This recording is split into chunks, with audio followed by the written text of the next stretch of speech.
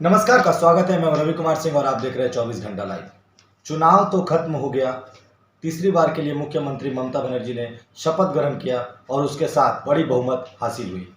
आने वाला लोकसभा चुनाव भी सामने है, लेकिन अभी तक पता ये नहीं चल पाया कि जो बीजेपी कार्यकर्ता अपने घर को छोड़ गए थे चुनाव के बाद, आखिर बंगाल में ऐसा क्यों होता है? पार्टी करने का ये अंजाम जो भुगतना पड़ता है लोगों को, अपना घर परिवार सब कुछ छोड़कर, आखिर क्यों? आइए इस विषय पर जीते हुए विधायक भाटपाड़ा पवन सिंह से बात करने वाले हैं। बहुत बहुत स्वागत है सर 24 घंटा लाइव की तरफ से। ढेर सारी शुभकामनाएं सर जीत के आपकी। बहुत बहुत धन्यवाद सर। जीतने के बाद भी आज आप घर पे हैं, क्यों सर? घर पे कहाँ हैं? हम लोग तो डेली काम कर ही रहे हैं। यहाँ के नेताओं का ये कहना है कि विधायक जी जीत कर घर पे ही क्यों? देखिए, उनका क्या कहना है क्या नहीं, उसके मैटर में मैं कभी बोलना भी नहीं चाहता हूँ। और मुझे मेरी जनता को किस तरह से उनके काम में लगना है और कैसे उनका काम करना है, वो मेरा अपना अलग तरीका है। कोई लोग दिखा के काम करना पसंद करते हैं, कोई लोग ऐसा काम करते हैं कि जिनको कर रहे हैं वो जाने और हम जाने, वैसे लोग भी पसंद करते हैं। और सबसे बड़ी चीज़ है कि हम लोग अपना काम शुरू से, मैं बाई इलेक्शन के बाद भी इसी तरह से अपना काम करना पसंद कर रहा था और आज भी इसी तरह से करना आज थोड़ा और ज़्यादा मुश्किल हो रही है क्योंकि जो कि एमसी पार्टी फिर से बहुमत में जीत कर आई है, तो उनका अत्याचार और ज़्यादा बढ़ गया है। और इस बढ़ने के वजह से लोग में भी एक ज़्यादा डर आ गया कि लोग भी ज़्यादा, जो पहले खुलकर आपके सामने आते थे वो भी खुलकर आना नहीं चाहते। और उनको कहीं न कहीं हुआ भी ऐसा है कि अगर हम लोग कभी लोगों के साथ डायरेक्ट अगर मतलब मिलना चाहें, तो फिर उनके ऊपर फिर से टॉर्चर हुई कि अभी भी आप लोग मतलब पवन सिंह के साथ, अभी आपने विधायक के साथ आप लोग कहीं न कहीं जुड़े हुए हैं, तो इस वजह से उनके ऊपर टॉर्चर और ज़्यादा होती है। तो अभी के समय में हमारी सरकार है भी नहीं, पुलिस प्रशासन हमारी सुन नहीं रही है, तो हम लोग चाह के भी बहुत हद तक उनकी हेल्प नहीं कर पाते हैं। तो जब हम बहुत ज़्यादा हेल्प नहीं कर पाते, तो बहुत ज़्यादा उनको प्रॉब्लम में भी नहीं डालना चाहिए। और रही बात उनके सेवा करने की, तो हम लोग हमेशा उस पर मतलब रेडी रहते हैं करने के लिए। जो हो सकता है अपने तरफ से हम लोग करते हैं, क्योंकि स्टेट गवर्नमेंट की तरफ से तो एकदम स्ट्रिक्टली मना है कि बीजेपी के जो भी विधायक हैं या बीजेपी के जो भी कर्मी हैं, उनको लेकर आपको काम नहीं करना है या उनको किसी भी तरह से आपको सपोर्ट नहीं करना है। उल्टा इस तरह से करना है कि बीजेपी के जो कर्मी हैं वो आपके तरफ कैसे आ जाए, टीएमसी ज्वाइन कैसे कर ले, उस पर वो ज़्यादा दिमाग लगा रहे हैं। वैसा अत्याचार भी हो रहा है। हमारी असेंबली से कितने लोग घर छोड़ के भागे हुए हैं और डेली बोलते हैं कि भैया हम आएंगे तो कुछ होगा नहीं। तो हम बोलते हैं भाई आप आओ, बिल्कुल आओ, आपका घर है, आप कितने दिन बाहर रहोगे, लेकिन कुछ होगा नहीं होगा ये चीज़ तो हम भी नहीं बता सकते। लेकिन मुख्यमंत्री ममता बनर्जी ने तो ये खुले ऐलान किया कि जितने भी कार्यकर्ता जो है बीजेपी के हो या कोई भी पार्टी दल के, वो जो बाहर है उनको घर वापसी किया जाए और उनकी सुरक्षा आला नेताओं को करना चाहिए। वो भी मुख्यमंत्री बोलती हैं, बोलने के लिए तो बहुत कुछ हम बोलते हैं, लेकिन ज़मीनी स्तर पे वो कितना चीज़ें इम्प्लीमेंट होती है ये तो ग्राउंड लेवल पे जाके पता चलता है। और अगर ऐसा होता तो हाई कोर्ट को या सुप्रीम कोर्ट को परमिशन देना नहीं पड़ता नेशनल ह्यूमन राइट्स को कि आप जा के ग्राउंड लेवल पे, ज़ीरो लेवल पे आप जाके पता कीजिए कि सही में ये घटनाएँ हो रही है कि नहीं। और ह्यूमन राइट्स यहाँ आए भी थे और आकर सब कुछ देखे भी, सब फैमिली से मिले भी, और वो अपना रिपोर्ट जो होगा वो लोग हैं जहाँ उनको देना है वहाँ वो देंगे। और आप खुद ही देखेंगे कुछ दिन के बाद ये मीडिया में भी डिस्क्लोज़ होगा कि कितना अत्याचार हुआ है। तो हमारे यहाँ के कर्मी कितने भागे हुए हैं वो तो वही बता सकते हैं या हम बता सकते हैं जो हम लोग रहते हैं यहाँ, डेली हम उनसे बात करते हैं। वही प्रशासन जिसमें हम लोग कंप्लेन करते हैं, वही प्रशासन फ़ोन करके बता देता है टीएमसी कर्मियों को या ये आदमी आपके अगेंस्ट में कंप्लेन किया, और रात में फिर उसके ऊपर अटैक होता है। तो इसीलिए लोग डर के मारे कंप्लेन भी नहीं करना चाहते हैं। कितना कंप्लेन तो हम लोग डायरेक्ट मतलब पुलिस प्रशासन को ना करके हम लोग डायरेक्ट ह्यूमन राइट्स में या डायरेक्ट जैसे गवर्नर साहब के पास, प्राइम मिनिस्टर या प्रेसिडेंट साहब के पास, इनके पास हम लोग डायरेक्ट कंप्लेन किए थ्रू मेल।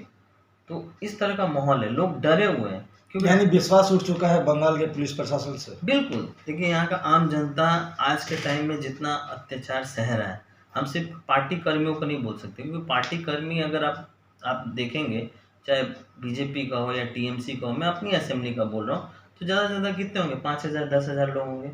लेकिन लगता है कि आम जनता ज़्यादा सफ़र कर रही है। मतलब आए दिन किसी से भी पैसा मांगा जा रहा है, दुकानदार से पैसा मांगा जा रहा है, तुमको दुकानदारी करना है तो पैसा दो। किसी का जो क्वार्टर में रह रहे हैं उनका उनका जबरन उनका रूम बंद कर दिया जा रहा है, ताला मार दिया जा रहा है, बोल रहा है कि आके ये नेताजी से मिलो और इतना पैसा दो तो तुमको वापस तुमको मिलेगा तुम्हारा। सर यही बात चुनाव के आगे यहाँ के जो नेता थे वो सांसद अर्जुन सिंह पर आरोप लगाते थे कि सांसद अर्जुन सिंह का ये रवैया रहा है काम पर, क्या बोलेंगे इस पर? देखिए, अगर एमपी साहब ऐसा करते हैं, हम मानते हैं किसी भी इंसान के ऊपर, मानते हैं आपसे डरता होगा तो आपके मुंह के सामने कुछ नहीं बोल सकता है, लेकिन वोट तो देने जाएगा ना। सच्चाई कहाँ है? अगर लोग हमसे गुस्सा हैं, लोगों के ऊपर अत्याचार किया हो, तो लोग मुझे वोट क्यों देंगे? वोट ही बताता है कि लोग आपको कितना पसंद करते हैं, या आप लोगों के फेवर में कितना काम किए, लोग आपको कितना पसंद करते हैं, ये आपका वोट बताता है। डर के सामने मुझे गलत ना बोले, या जो हमारे जगदल के हमारे विधायक जी हैं उनके लिए ना बोले, लेकिन सच्चाई तो लोग जानते हैं। जिनके ऊपर अत्याचार हुआ आज नहीं बोलेंगे, 5 साल बाद जब चुनाव होगा तो वोट के आधार पे तो बताएंगे कि आप क्या किए और क्या नहीं किए। और जो मेरे ऊपर इतना एलिगेशन लगाए थे बाई इलेक्शन के बाद इन लोग, आज मैं दोबारा हूँ तो कहीं ना कहीं सच्चाई कुछ तो और है। कि काम करने का मौका नहीं मिल पाया था आगे भी आपको, और इस बार भी आपने कहा था जीत के बाद भी कि हम काम कैसे करें, किस तरह से आप सिस्टम तैयार करेंगे? हम जब अगर जीते हैं इस बार भी तो बिल्कुल हमें खुशी नहीं है, बिल्कुल खुशी नहीं है। एक खुशी होनी चाहिए ना कि हम एमएलए बने। हम यहाँ एमएलए बनने के लिए या पोस्ट होल्ड करने के लिए हम नहीं आए थे यहाँ।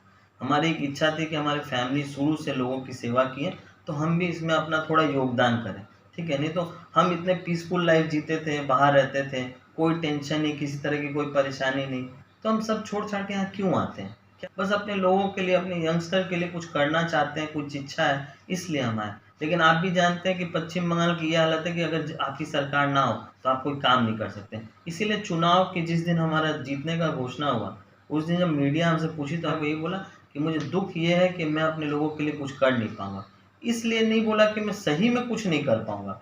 जहाँ मेरा पर्सनल तरह से होता है, मैं हेल्प आज भी करता हूँ और पहले भी किया हूँ। भाई देखिए, आज कोविड के समय में हमको वैक्सीन दिलवाना हो अपने लोगों को, तो हमारे पास कोई सुविधाएं नहीं आ रही है। एक क्षेत्र का एमएलए होने के नाते वैक्सीन का जिम्मेदारी हमको भी मिलना चाहिए। स्टेट गवर्नमेंट तो हम लोगों के साथ कोऑपरेट करके काम नहीं ना करता है। हमारे साथ कोई भी देखिए किसी भी योजना में, किसी भी समाज की भलाई में हमारा भी सहयोग ले, या हमसे भी मिलकर हमको भी बोले कि आप भी थोड़ा अपना ये कीजिए। जहाँ लोगों की भलाई की बात हो ना, एकजुट होकर काम करना चाहिए। तो हमारे लिए प्रायोरिटी आम इंसान की ज़िंदगी की है। अपनी राजनीति तो बाद में भी हो सकती है। हमारे लोग अगर सुरक्षित नहीं रहेंगे तो राजनीति हम किस पे करेंगे? अपने लोगों के मौत के ऊपर करेंगे हम राजनीति। आज बताइए, आज ऐसे समय में जहाँ सब कुछ बंद है, रेलवे और जो भी सरकारी जहाँ से रेवेन्यू ऑन होती है, उस सब कुछ बंद होने के बाद भी हमारे प्रधानमंत्री जी कहाँ से सब चीज़ को अवेलेबल करा रहे हैं। मोदी जी तो अपने पॉकेट से तो खर्चा नहीं करेंगे, उनके पास तो है भी नहीं कि पूरे देश की जो भी अर्थव्यवस्था उसको ठीक कर सके। चाहे राशन देना हो या लोगों को वैक्सीन देना हो, तो ये सब में खर्चा होता है। खर्चा कहाँ से होगा? हमारे देश का जो खजाना है उसी से तो खर्चा होगा, उस पर भी सवाल उठती है। तो ये तो यानी हर क्षेत्र में आपका कहना है कि राजनीति स्टार्ट हो हर क्षेत्र में अगर इसी तरह से चलते रहा ना भाई, तो ज़्यादा दिन नहीं बचेगा, अपने में लड़ के मर जाएंगे और बाहर वाली ताकतों को कोई जरूरत भी नहीं है। उत्पन्न हो सकती है, होगी, जरूर होगी। आप देखिएगा, डेवलपमेंट तभी हो सकता है जब आप मन बड़ा करके, चाहे आपका विपक्ष हो या आप सरकार में हो, सबको लेकर काम करेंगे। और जहां लोगों के हित की बात हो वहां राजनीति होनी ही नहीं चाहिए। बिल्कुल। विरोधी दल जो है वो आपकी जीत के बाद, आपने जैसे ही कहा कि मैं कुछ कर नहीं पाऊंगे, सरकार नहीं बन पाई हमारी, तो विरोधी दल का ये सबसे बड़ा सवाल था कि आप रिजाइन क्यों नहीं देते? जनता को बताएं क्यों आप रिजाइन नहीं देते हैं। देखिए, रिजाइन देने से समस्या का समाधान नहीं होता है, ठीक है। अगर मान लीजिए हम रिजाइन दे देंगे तो इसका क्या गारंटी है कि हमारे बाद जो आएगा वो लोगों के लिए हित के बारे में सोचेगा? और रिजाइन देने का कोई हल नहीं है किसी भी चीज़ का। और हम जब यहाँ आए लोगों की सेवा करने के लिए, आज हम ऐसी परिस्थिति में भी सिर्फ एक ही चीज़ सोचते हैं, कैसे अपने लोगों के लिए मदद करना है। हम तो कहीं नहीं जाके ये सोचते हैं कि कैसे 2 पैसा कमाना है, कैसे किसी के ऊपर अत्याचार करना है, कैसे किसी को पीड़ित करना है, कैसे किसी के ऊपर राजनीति करनी है। ये सब चीज़ें तो हम कभी नहीं करते। हम कभी ज़्यादा मीडिया में आना भी पसंद नहीं करते, क्योंकि मुझे काम करना पसंद है, मुझे लाइमलाइट में रहना पसंद नहीं है। किसी के बोलने पे मैं रिजाइन कर दूंगा, ऐसा थोड़ी होता है। आज लोग अपने स्वार्थ के लिए पार्टी छोड़ के दूसरे पार्टी में चले जा रहे हैं ना, वही जनता जो बहुत सोच समझ के आपको वोट दिए। तो मेरा भी आइडियोलॉजी कहीं ना कहीं बीजेपी वाला ही हो, तभी मैं बीजेपी से जुड़ा हूँ। और आज मैं जीतने के बाद मैं बस अपने स्वार्थ के लिए पार्टी चेंज कर दूंगा। इतने सारे कार्यकर्ता मारे गए बीजेपी का, आपने भी कहा था, और बहुत बार टीएमसी पर आरोप लगता रहा, लेकिन जहां पर चाणक्य कहे जाने वाले मुकुल राय, जो बीजेपी से अभी थोड़ी दिन आगे टीएमसी में ज्वाइन किया। अब उसके लिए इंसाफ कौन मांगेगा सर? सब सच्चाई की लड़ाई में आप सोचेंगे कि तुरंत आपको रिजल्ट मिल जाए तो वो मिलेगा नहीं, लेकिन जहाँ आप झूठ की लड़ाई लड़िएगा ना, तो वहाँ आपको देखिएगा कि आप आज के समय में हमारे कितने कर्मियों को झूठे मामले में फंसा दिए गए और तुरंत उनको मतलब जेल में भी डाल दिया गया कि जो लड़का बेकसूर है उसके ऊपर एनडीपीएस केस दे के उसको सजा 2 साल से सजा काट रहा है। तो आप सोच रहे हैं कि सच्चाई की लड़ाई कितनी मुश्किल हो रही है और जहाँ झूठ की लड़ाई है वहाँ कितना मतलब स्ट्रांग है। तो ऐसी लड़ाई में थोड़ा तो समय लगता है, लेकिन आप एक बात जान लीजिए, जो गलत है वो गलत है। जो उसने जो गलत काम किया उसको सजा वो जरूर मिलेगी। मैं इसलिए आपको बता रहा हूँ कि मेरे कुछ दिन पहले कुछ बाई इलेक्शन के बाद जीतने के बाद मेरे ऊपर एक लड़का 12 नंबर वार्ड का रहने वाला था, आकाश करके। आकाश ने मेरे ऊपर बम चार्ज किया था, 2 बम चार्ज किया था। मैं पुलिस में कंप्लेंट किया, पुलिस ने कोई एक्शन लिया। कहीं ना कहीं पुलिस भी उसमें इन्वॉल्व था उसको बचाने में, और उसका दिन पे दिन अत्याचार 12 नंबर वार्ड में इतना ज़्यादा बढ़ने लगा था, इतना ज़्यादा कि लोग उससे परेशान हो गए थे। लास्ट में क्या हुआ, लोग का एक ऐसा मूवमेंट तैयार हुआ, लोग ने ही उसको मार दिया। तो आप खुद देख सकते हैं कि भगवान जो गलत करता है उसके साथ गलत होता है, लेट होता है लेकिन जरूर होगा इंसाफ, और भगवान अपनी तरीके से करेगा, उसमें हमको कुछ करने की जरूरत ही नहीं है।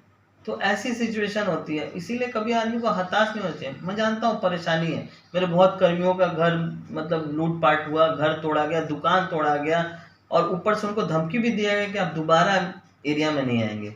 तो भी एक विश्वास है कि नहीं, हम लोग इतना जो लड़ रहे हैं, भगवान कभी ना कभी हमारे साथ जरूर इंसाफ करेगा और जरूर ना जरूर हमारे साथ कुछ अच्छा होगा। ये मेघना मोड़ में राजू नामक युवक को 2 गोली चार्ज किया गया। उसके अगर प्रशासन चाहे ना तो 1 मिनट में जितने भी बदमाश है, क्योंकि ये जो इन्वॉल्व है, जो लड़का जिसने गोली चलाई है, ये 2 दिन पहले भी बम चार्ज किया था और आईसी को बताया भी गया था इसके बारे में, लेकिन आईसी ने कुछ नहीं किया। आईसी को कितना समय लगेगा पकड़ने में?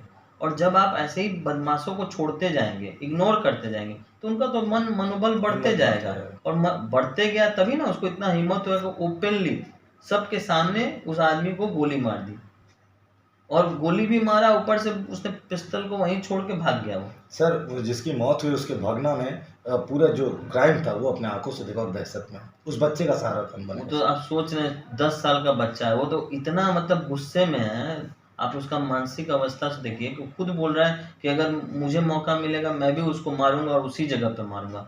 अब ऐसा दृश्य कोई भी अपने परिवार के साथ होते हुए देखेगा तो वो भी तो अपना कंट्रोल बिल्कुल खो बैठेगा।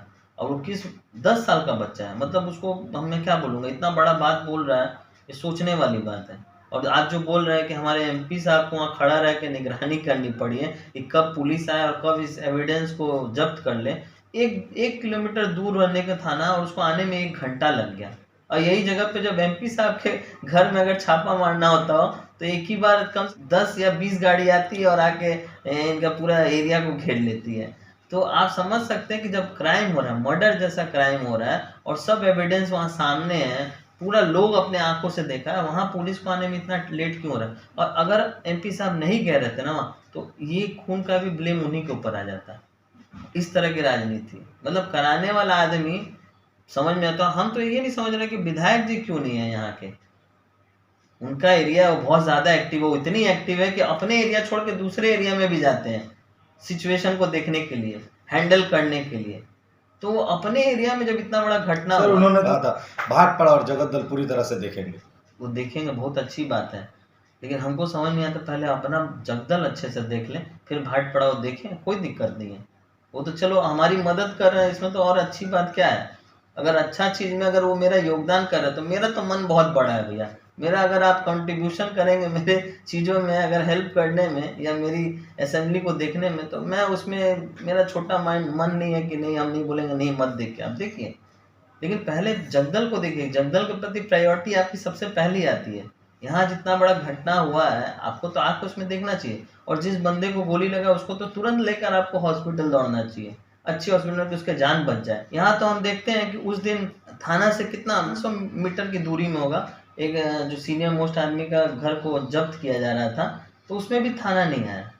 मतलब जहाँ ऐसे एक आम इंसान के साथ अगर ऐसी कोई घटनाएं होती हैं वहाँ पुलिस प्रशासन नहीं आता। यानी सत्ता आपकी तो पुलिस प्रशासन आपकी, ये कहना बिल्कुल चाहते हैं? बिल्कुल, पश्चिम बंगाल में यही हाल है। नहीं तो नेशनल ह्यूमन राइट्स को यहाँ आकर और लोगों के पास जा जाकर इस चीज़ों को देखने की ज़रूरत क्या थी? जब पुलिस प्रशासन और यहाँ की सरकार जब सक्रिय होकर काम करती तो उन लोगों को आने का जरूरत ही क्यों था? हाई कोर्ट से ये ऑर्डर देने का जरूरत ही क्यों था? कुछ दिन आगे कमिश्नर मनोज वर्मा जी से इंटरव्यू लिया था और उनसे बात कही थी, लेकिन ये जो क्राइम की घटना है वो सिर्फ भाटपाड़ा और जगद्दल में ही क्यों? उन्होंने ये कहा कि हम हर एक जगह पर एक छोटे छोटे पोस्ट बनाएंगे जहां पर पुलिस बैरिकेड रहेगी, तो वो जो पोस्ट बनाया जाए क्या वहाँ एक्टिविटी रहेगी? क्या क्राइम को रोका जा सकता है अगर कमिश्नर साहब चाहेंगे तो? देखिए, जहाँ हमारी सीपी साहब की बात है, सीपी साहब बहुत हद तक चीज़ों को कंट्रोल करना चाहते हैं, लेकिन सीपी साहब हर जगह तो पॉसिबल होगा नहीं कि वो वहाँ अवेलेबल रहें। इससे भी जो पहले सीपी साहब थे, जब कुछ घटनाएं हुई थी, मैंने उनको कॉल किया, तुरंत उन्होंने टीम को मतलब भेजा था जगह पे, मतलब वो स्पॉट पे। बड़ी पड़ा के पास में जो घटना बिल्कुल, घटी। देखिए सीपी साहब अपने तरफ से करने की हर वो कोशिश करते, लेकिन नीचे लेवल पे जो ऑफिसर्स हैं, अगर वो उनका सपोर्ट ना करें, उनके कोऑपरेट ना करें उनके तरफ से और सही समय पे ना पहुंचे जगह पे, तो चाहे आप कितना भी पुलिस प्रशासन को यहाँ लागू कर दीजिए, आप कुछ नहीं कर पाएंगे। मन में वो एक अच्छा इरादा हो कि नहीं, कैसे भी करके यहाँ लॉ एंड ऑर्डर लाना, और जो भी घटना करे, जो भी आदमी उसमें इन्वॉल्व हो, चाहे किसी भी पार्टी से, क्रिमिनल का एक्टिविटी सिर्फ क्रिमिनल ही रहता है। वो पार्टी इसीलिए करता है कि भैया हम क्रिमिनल एक्टिविटी जब करेंगे तो ये पार्टी वाला हमको बचाएगा। वो पार्टी से उसको कोई लगाव नहीं, कैसे इनकम करना, कैसे क्या बोलते हैं, कैसे वो जो भी एक्टिविटी होती है हमारे, लूटपाट करना या गांजा बेचना या शराब का मतलब ठेका होता है वो चलाना, या आपका ये जुआ होता है वो चलाना, तो उन लोगों का यही एक्टिविटी है। और उनके लिए तो भैया कोई भी प्रशासन हो, जिसकी भी सरकार हो, उससे मिलकर उनको काम करना है। सांसद अर्जुन सिंह जी को मंत्री बनाया जाए, आपका क्या विचार है सर? ये जो सिलसिला हवा जो चल रही है भाटपाड़ा में, क्या बोलेंगे? देखिए, ये हमारे पार्टी का एक डिसीजन होता है और हर पार्टी का ये अपना डिसीजन होता है, किसको विधायक बनाया जाए, किसको एमएलए बनाया जाए, किसको एमपी बनाया जाए, ये पार्टी अपने हिसाब से निर्णय करती है, इसमें पार्टी डिसाइड करती है, हम और आप नहीं बोल सकते इसके लिए। जितेंद्र साहु जी थे जो प्रत्याशी आपके विरोध में खड़ा हुए थे, एक मीडिया वाइट दिया और उन्होंने कहा कि जितने भी बीजेपी कर्मी जो अपने घर छोड़कर चले गए उनको हम उनका घर पे लौटाएंगे और उनकी पूरी सुरक्षा की गारंटी लेते हैं। किस तरह से देखते हैं इस बात को? अगर वो ये बात बोलते हैं और इसमें वो अगर पूरे हद तक सीरियस है, तो मैं तो बोलूँगा बहुत अच्छा काम कर रहे हैं, लेकिन बोलना, बाइट में बोलना अलग बात है और उसको लागू करना अलग बात है। अगर वो इतना ही मन के साफ और इतने मन विचार के बड़े आदमी होते हैं, तो इतना जो बाई इलेक्शन, जो ये इलेक्शन के बाद जो घटनाएं हुई हैं और जितने भी बीजेपी कर्मियों के ऊपर जो अटैक हुआ है, वो होता नहीं।